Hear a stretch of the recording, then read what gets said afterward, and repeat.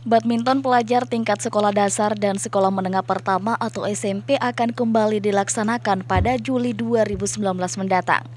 Penyelenggaraan event ini didasari pada animo peserta yang sangat tinggi pada pagelaran pertama tahun 2018 lalu.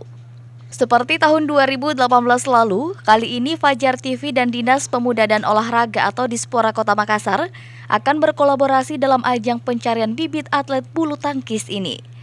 Kepala Dinas Pemuda dan Olahraga Kota Makassar Ahmad Hendra Hakamudin yang ditemui pihak Fajar TV di kantornya Selasa 18 Juni berharap event badminton pelajar ini dapat melahirkan atlet-atlet baru yang bisa menembus level nasional.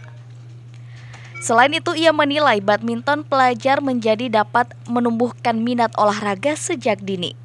Ya, pertemuan kita dengan Fajar TV pada hari ini ingin mengulang kembali sebuah event yang sudah kita kerjasamakan sejak beberapa waktu yang lalu, sejak tahun lalu, yaitu pelajar badminton turnamen yang sukses dilaksanakan pada kali pertama. Kita akan ulangi lagi di tahun ini dan insya Allah akan diselenggarakan pada tanggal 30 Juli tahun 2019.